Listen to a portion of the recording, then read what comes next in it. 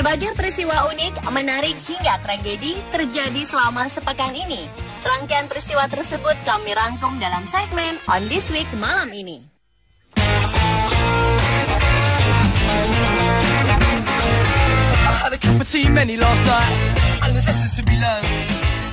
It's a beautiful night. We're looking for something dumb to do. Kerajaan Brunei Darussalam tengah menggelar prosesi royal wedding yang megah dan meriah. Sultan Brunei Hassanal Bolkiah akan menikahkan salah satu putranya yang bernama Pangeran Abdul Malik yang merupakan anak keenam sultan dari istri pertamanya. Ia akan menikah dengan kekasih hatinya yang bergelar Dayangku Rabiatul Adawiyah, anak dari Pangeran Haji Bolkiah, bangsawan setempat. Prosesi pernikahan akan berlangsung selama 11 hari berturut-turut, mulai 5 April kemarin. Seluruh prosesi digelar di ibu kota Bandar Sri Begawan. Serangkaian acara adat dan budaya akan digelar untuk memeriahkan royal wedding tersebut. Akad nikah baru akan digelar pada 9 April, sedangkan resepsi akan digelar pada 12 April.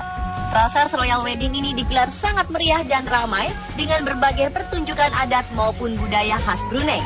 Puncak acara akan digelar pada 12 April dengan menampilkan kedua mempelai yang duduk bersama di Balai Singgasana Indra Buana yang ada di Istana Nurul Iman. Prosesi ini disebut dengan Majelis Istiadat Bersanding Pengantin Diraja. Puluhan wartawan dari puluhan negara dilaporkan meliput pernikahan kerajaan dan disebut sebagai Royal Wedding Brunei 2015 ini.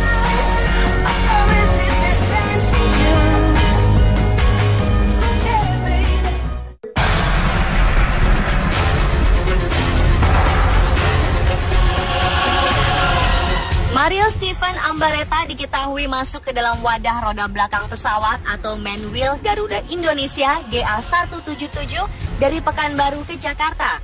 Ia ditemukan ketika petugas pemandu pesawat parkir melihat Mario terhuyung berjalan di landasan. Kondisinya tampak lemah dengan telinga kiri berdarah. Kemudian ia pun dibantu oleh staf darat maskapai penerbangan tersebut dan langsung dibawa ke pos kesehatan bandara. Tak hanya terhuyung dan luka, Mario juga tampak kekurangan oksigen. Terlihat dari jari-jarinya yang membiru. Ketinggian terbang pesawat Pekanbaru Jakarta yang menempuh waktu 1 jam itu maksimal adalah 34.000 kaki. Suhu di ketinggian 16.000 kaki saja biasanya sudah mencapai 0 derajat Celcius. Bisa dibayangkan kondisi yang dialami Mario saat meringkuk di wadah roda utama. Jelas saja seluruh badannya membiru, ia kedinginan dan kekurangan oksigen. Ketika diinterogasi, ia mengaku menyusup ke daerah terlarang, lalu memasuki roda pesawat untuk bisa terbang ke Jakarta. Ia pun menyebutkan bahwa ingin ke Jakarta untuk bertemu dengan Presiden Jokowi.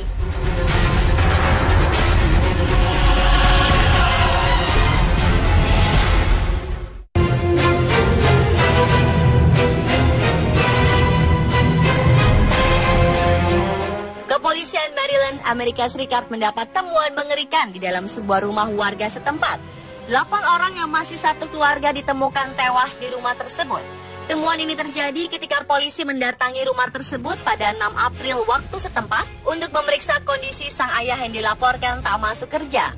Atasan sang ayah menghubungi polisi karena khawatir salah satu pekerjanya tidak masuk kerja tanpa alasan.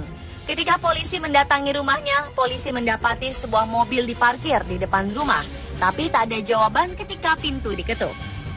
Sang pemilik rumah sewaan itu lantas membawa kunci cadangan dan membuka pintu rumah. Di dalam rumah, pria yang tidak disebut namanya itu ditemukan tak bernyawa bersama 7 anak-anak berusia 6 hingga 16 tahun. Penyebab kematian 8 orang itu masih belum diketahui pasti. Tak ditemukan dugaan tindak kriminal dalam kematian 8 orang ini.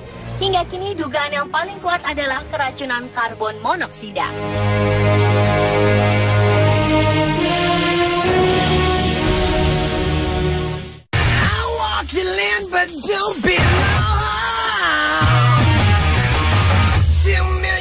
Pelecehan verbal dan perkelahian dilaporkan terjadi di dalam kokpit sebuah pesawat Air India. Seorang co-pilot menyerang kapten sebelum pesawat lepas landas. Kapten mengatakan agar co-pilot mencatat angka yang penting di dalam pesawat sebelum lepas landas. Catatan angka itu meliputi jumlah penumpang, berat pesawat saat lepas landas, dan serapan bahan bakar pada sebuah kertas kecil yang diletakkan di depan kemudi pilot yang menunjukkan durasi penerbangan. Co-pilot ternyata melanggarnya, kemudian memukuli kapten. Insiden tersebut dilaporkan setelah pesawat Air India dengan nomor pesawat 611 lepas landas beberapa menit dari Jaipur menuju Delhi. Juru bicara Air India menambahkan, demi kepentingan yang lebih besar, pilot memutuskan untuk melanjutkan penerbangan ke Delhi. Diketahui, selanjutnya pilot dan co-pilot diistirahatkan sementara karena insiden ini.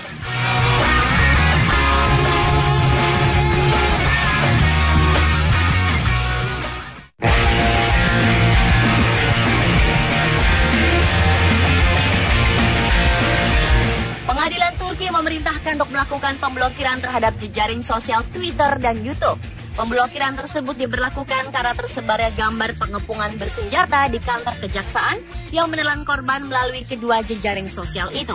Dalam pengepungan tersebut, 2 orang bersenjata yang dilaporkan dari kelompok sayap kiri ini mengambil sandaran seorang jaksa di gedung pengadilan Istanbul. Ketiganya tewas dalam baku tembak ketika polisi menyerbu gedung tersebut. Sebelum melakukan pemblokiran pada situs-situs tersebut, pemerintah Turki terlebih dahulu menghentikan peredaran gambar di surat kabar yang diambil saat pengepungan. Pemerintah menuduh surat kabar tersebut menyebarkan propaganda teroris. Ini bukan pertama kalinya Turki melakukan pemblokiran terhadap jaringan dan situs media sosial. Pada bulan Maret 2014 lalu, blokir dilakukan saat pemilu di negara tersebut.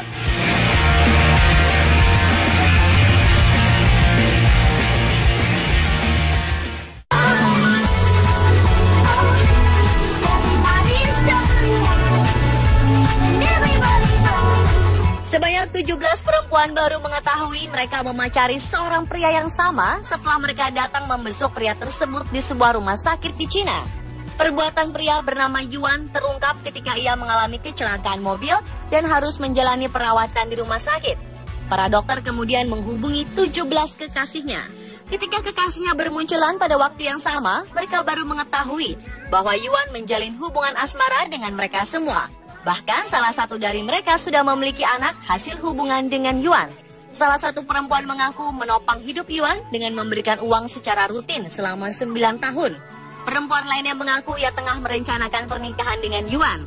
Kisah tentang Yuan dan 17 kekasihnya sontak menggegerkan sosial media Cina. Ribuan orang berkomentar dan mengkritik Yuan, namun ada pula yang terkagum-kagum dengan kemampuannya menjalin asmara dengan banyak perempuan pada saat bersamaan. Kini Yuan pun harus menghadapi tuntutan penipuan.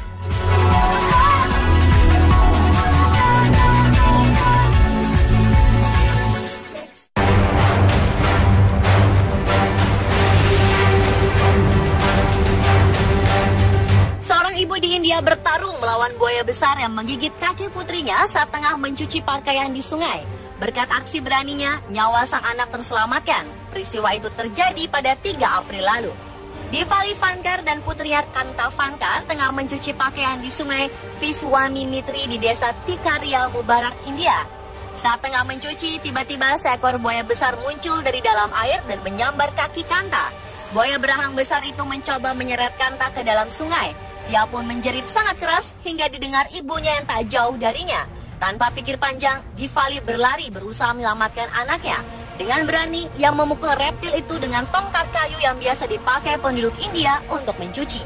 Aksi Diva membuahkan hasil. Buaya itu melepaskan kaki putrinya dan pergi menjauh. Ternyata kejadian serupa pernah terjadi di daerah Gujarat, India.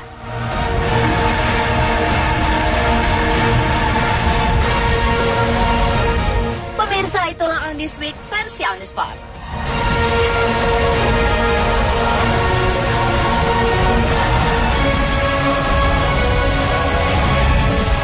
Luka, Mario juga tampak kekurangan oksigen. Terlihat dari jari-jarinya yang membiru. Ketinggian terbang pesawat Pekanbaru Jakarta yang menempuh waktu 1 jam itu maksimal adalah 34.000 kaki.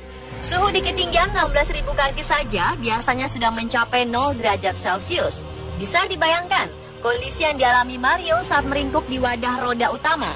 Jelas saja seluruh badannya membiru. Ia kedinginan dan kekurangan oksigen. Ketika diinterogasi, ia mengaku menyusup ke daerah terlarang, lalu memasuki roda pesawat untuk bisa terbang ke Jakarta.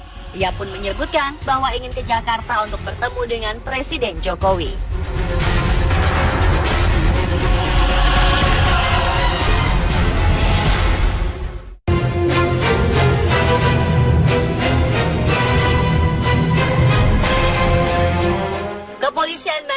Amerika Serikat mendapat temuan mengerikan di dalam sebuah rumah warga setempat. 8 orang yang masih satu keluarga ditemukan tewas di rumah tersebut. Temuan ini terjadi ketika polisi mendatangi rumah tersebut pada 6 April waktu setempat untuk memeriksa kondisi sang ayah yang dilaporkan tak masuk kerja. Atasan sang ayah menghubungi polisi karena khawatir salah satu pekerjanya tidak masuk kerja tanpa alasan. Ketika polisi mendatangi rumahnya, polisi mendapati sebuah mobil diparkir di depan rumah, tapi tak ada jawaban ketika pintu diketuk. Sang pemilik rumah sewaan itu lantas membawa pria tersebut di sebuah rumah sakit di Cina. Perbuatan pria bernama Yuan terungkap ketika ia mengalami kecelakaan mobil dan harus menjalani perawatan di rumah sakit.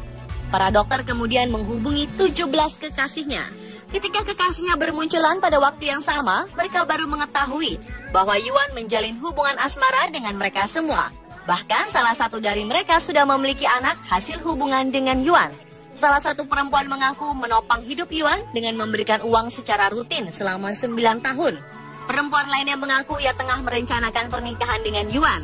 Kisah tentang Yuan dan 17 kekasihnya sontak menggegerkan sosial media Cina. Ribuan orang berkomentar dan mengkritik Yuan, namun ada pula yang terkagum-kagum dengan kemampuannya menjalin asmara dengan banyak perempuan pada saat bersamaan. Kini Yuan pun harus menghadapi tuntutan penipuan.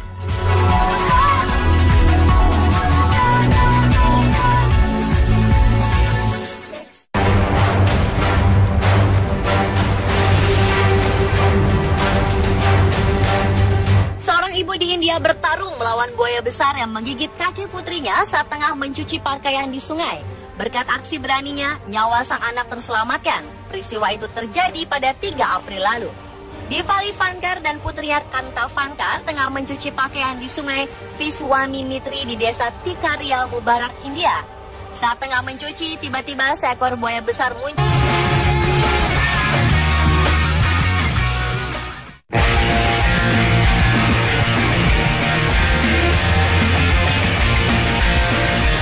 Pengadilan Turki memerintahkan untuk melakukan pemblokiran terhadap jejaring sosial Twitter dan YouTube.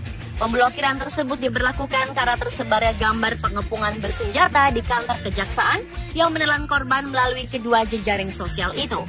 Dalam pengepungan tersebut, 2 orang bersenjata yang dilaporkan dari kelompok sayap kiri ini mengambil sandera seorang jaksa di gedung pengadilan Istanbul.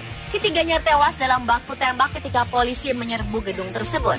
Sebelum melakukan pemblokiran pada situs-situs tersebut, pemerintah Turki terlebih dahulu menghentikan peredaran gambar di surat kabar yang diambil saat pengepungan. Pemerintah menuduh surat kabar tersebut menyebarkan propaganda teroris. Ini bukan pertama kalinya Turki melakukan pemblokiran terhadap jaringan dan situs media sosial. Pada bulan Maret 2014 lalu, blokir dilakukan saat pemilu di negara tersebut.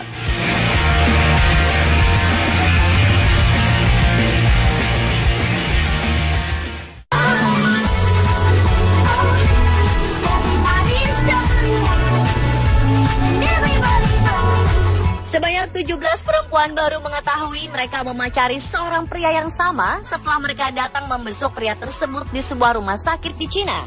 Perbuatan pria bernama Yuan terungkap